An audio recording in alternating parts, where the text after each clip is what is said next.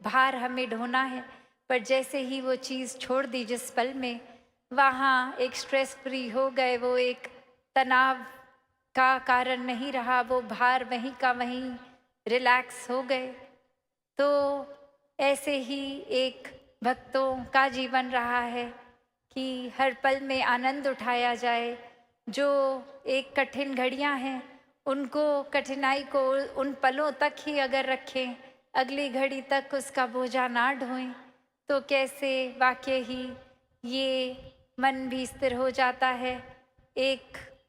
सुकून की अवस्था मिलती है। जीवन में हर तरह मेंटली, स्पिरिचुअली, इमोशनली ये ग्रोथ, ये विस्तार होता है। और मन के भीतर ये जर्नी विद इन आत्म मंथन से हर पल में फिर ये सुकून, ये अंदर की हमारी एक ऊर्जा ये और स्ट्रॉन्ग होती है। स्पिरिचुअल जर्नी दातार उसी तरह से हर एक के मन में ये एहसास हर पल का बख्शता जाए कि कैसे जीवन तो जीना है। ऐसा नहीं कि जीवन में जो वस्तुएं हैं उनको एक यूज़ नहीं करना, पर यूज़ करते करते भी वो शुक्राना भाव मन में हो। कैसे एक मन को हम ऐसा ना बना लें अपने कि पहले से ही एक कुछ फाइनल, कुछ एक सोच बना लें कि ऐसा ही है जैसा हम सोच रहे हैं, दूसरे के नज़रियों को कंसिडर ना करते हुए एक अपनी ओपिनियन उस तरह से एक निर्धारित कर लें। तो अक्सर ऐसे भी नोटिस किया है कि अगर हम किसी के प्रति ऐसे भाव बना लेते हैं कि ये इंसान हमारे बारे में अच्छी सोच नहीं रखता, तो अगर हम किसी कमरे में जाते हैं जहाँ वो इंसान किसी से बात करते करते और अचानक हम एंटर करते हैं, तो वो चाहे वो देखते हैं हम नज़ारा कि वो एकदम चुप हो गए हैं वो दो व्यक्ति, तो सबसे पहली सोच क्या जाती है, ये ज़रूर मेरे बारे में ही चुगली कर रहे होंगे,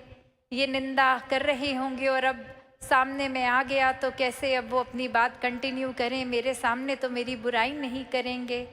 पर हकीकत क्या है कि ये चाहे वो बिल्कुल अपनी कोई नॉर्मल कैजुअल बात कर रहे हों जो उस इंसान से रिलेटेड भी नहीं है बात, बस कोई हंसी की बात हुई और कुछ आगे बोलते ही हैं तो वो एक आउट ऑफ रिस्पेक्ट कि कोई नया इंसान आया है तो उसको भी एक ऐसा वेलकम फील हो, उसको भी शामिल किया जाए, तो अपनी बात वहीं की वहीं रोक दी और ध्यान आगे और वो मुस्कुराहट उस तरह। तो ये बात नज़रिए की है कि कैसे हमने खुद ही सोच लिया, खुद ही फाइनल कर लिया, अपना डिसीजन खुद ही ले लिया, दूसरे फैक्टर्स ये कंसिडर भी नहीं किए और बस स्टैंप लगा दी ऐसा ही है। और वो खुद को सही प्रूव करने के लिए वो एक्सपीरियंस को भी उसी नज़रिए से, एक उसी लेंस से देखा गया जिसने और ज़्यादा ये पक्का कर दिया कि देखो मैं तो कितना सही सोच रहा था, वो पक्का इंसान मेरे बारे में खराब ही सोचता है और आज साबित भी हो गया है। तो ऐसा ही ये आज समागम के कितने दिनों से महापुरुष आईना, इस शीशे का उदाहरण देते जा रहे हैं।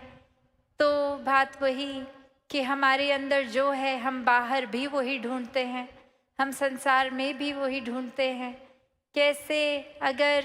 एक अंदर हमारे इरिटेशन है, एक तनाव या एक परेशानी, ये चिड़चिड़ापन है,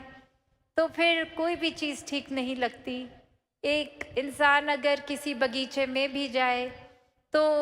एक फूल को देखेगा तो भी बोलेगा अरे ये क्या ही है, इतने कांटे इतने कांटे। और वहीं एक इंसान अगर खुश मिजाज, एक दिल को दुरुस्त, एक सही तरह से सोच रख रहा है, सद्बुद्धि से हर नज़रिए से देख रहा है, तो वो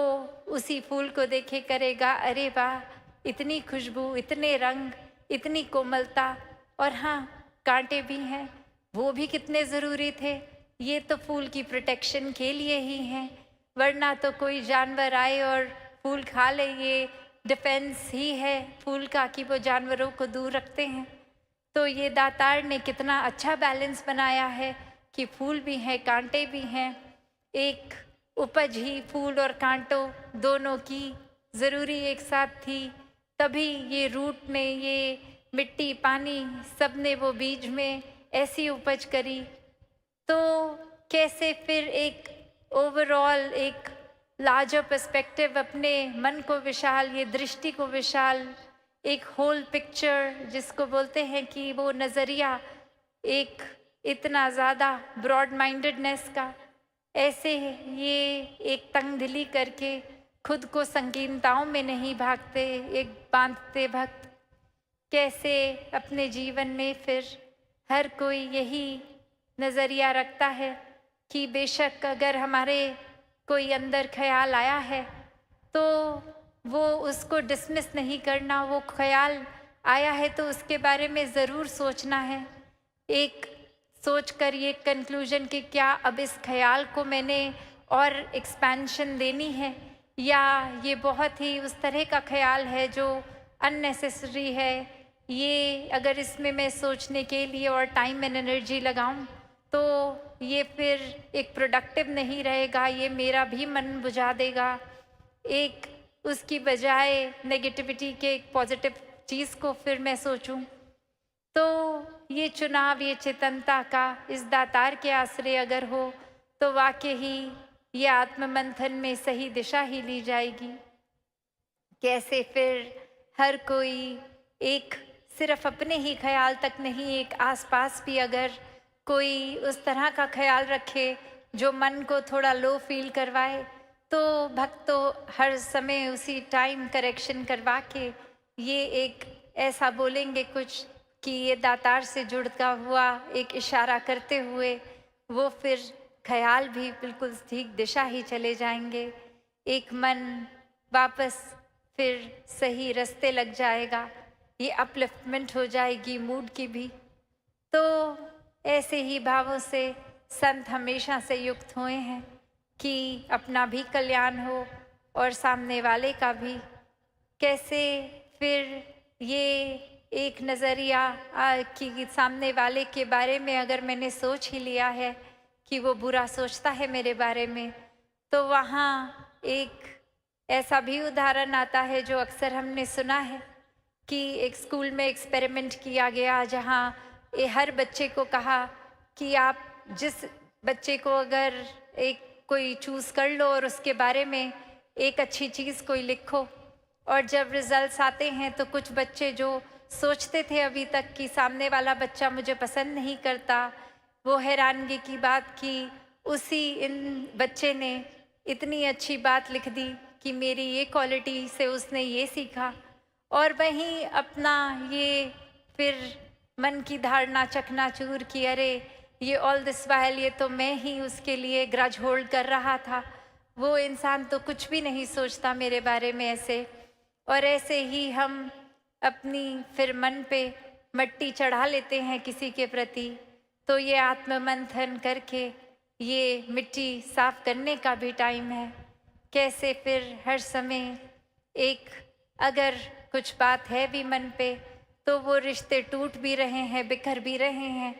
तो ये समय एक अहंकार को छोड़ के एक दूसरे के प्रति ये दिलों से दिल को जोड़े जाएं, ये माफ़ करना और माफ़ी मांगने का समय है। कैसे फिर हर एक को अपनाने की बात, ये एक्सेप्टेंस की बात, तो जहाँ ये समागम हर किसी ने आनंद भी लिया और जो नहीं भी आ पाए वो भी एक भाव रूप से तो शामिल रहे, हर एक की सेवा चाहे वो पंडाल पहुँच पाए नहीं पहुँच पाए। कैसे हर एक ने जहाँ एक हर्षोल्लास से कुछ समय पहले से सेवाएं शुरू करी और अब समागम के बाद वो वाइंड अप सेवा का भी रूप होगा, जहाँ एक काफ़ी महापुरुष अपने घरों को चले जाएंगे पर फिर वो कुछ रुक कर ये एक ऑर्गेनाइजेशनल पॉइंट ऑफ व्यू से चीज़ों की संभाल भी करनी। तो भाव वो उत्साह का जितना पहले उतना भाव में, क्योंकि भक्तों के लिए तो सेवा सेवा ही है और ये हर एक के लिए भी एक इशारा संकेत कि जितना समागम पे पहुंचने की एक्साइटमेंट और खुशी, अपने घरों में भी उसी एक्साइटमेंट से वापस जाएं कि अब इतना कुछ सीखा है, उसको पूरा साल, पूरा दिन, पूरा रात, पूरी ज़िंदगी इम्प्लीमेंट करके वो खुशी में सिर्फ इजाफा ही होता रहे। तो ऐसे भावों से युक्त हो। और जहाँ अभी अनाउंसमेंट्स भी सुनी कि ये अब दासी की पर्सनल एब्सेंस जो 5 महीने आप सबके बीच में नहीं उपस्थित हो पाई, तो जैसे एक स्टूडेंट होता है जब एब्सेंट होता है तो उसके बाद वो कवर अप करना पड़ता है पढ़ाई को,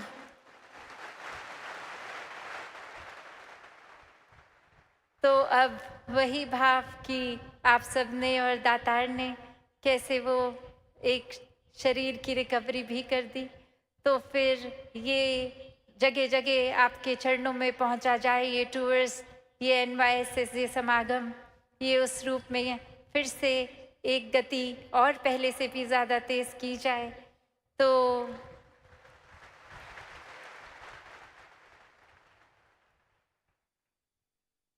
हर एक को जहाँ ये समागम भी मुबारक, कल भी उस तरह सुबह ही जो नहीं भी पंडाल आ सके तो वो सुबह के समय दासी सबके टेंटों तक पहुँचने का प्रयास,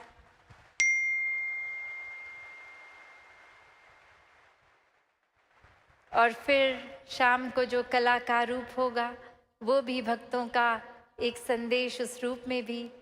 तो ये भाव वही कि समागम हर एक का है, हर एक ने इसमें हर तरह से एक पॉजिटिव कंट्रीब्यूशन करी, ये सिखलाई सीखी, और वो सिर्फ अपने तक ही नहीं, एक अपने से शुरुआत तो ज़रूर करनी है पर अपने तक ही नहीं, ये सच्चाई का, ये निराकार को हर रूह एक पहचान के एक अपना कल्याण कर ले अपने जीवन में, फिर अच्छाई ये संदेश को स्वयं जीना है और चलते फिरते फिर ये प्रचार बनकर हर एक तक, पूरी मानवता तक पहुंचना है, सेवा करनी है, और ये खुद जीकर ये संदेश स्वयं बनना है जो अपने लिए भी एक सुखदाई हो और औरों के लिए भी प्रेरणा दे सके। तो दासी इन्हीं शब्दों से आपसे आज्ञा लेके इस रूप में कि समागम की तो समाप्ति, पर ये समागम हमारे दिल में हमेशा के लिए ही बस जाए। ये भाव समागम का, ये जो एक मन, अंदर मन के एक ये फेस्टिविटी वाली फील, एक खुशी, एक हर तरह से जो भाव आता है कि कैसे अब घर का भी कुछ किसी को ख्याल नहीं कि बस अब आ गए हैं समागम या टीवी पर देख रहे हैं, तो इतनी मन में फुलफिलमेंट लगती है, एक लगता है जो स्पिरिचुअल आध्यात्मिक पहलू हमारा पीछे भी रह गया था वो फिर से एक तरह से नए सिरे से एक फिर से किक स्टार्ट हो रहा है। तो ऐसा मन में कुछ दिनों के लिए नहीं, हमेशा के लिए ये ऊर्जा बनी रहे। दातार कृपा करे ये अब से हर एक के जहाँ पहलू अगर सेवा सुमिरन सत्संग के कमज़ोर भी हो रहे थे, ये स्वयं ही आत्ममंथन से हर एक को और ऐसा दिल करे कि ये पहलू और मजबूत होते जाएं, और जैसे जैसे ये होते भी रहें, एक संसारिक रूप में अपनी रोल्स एंड रिस्पॉन्सिबिलिटीज़, काम काज, घर परिवार, हर पहलू भी उसी के साथ साथ एक बैलेंस्ड रूप में बहुत खूबसूरती से हर कोई निभा सके। साथ संगत जी, प्यार से कहना धन्यकार जी।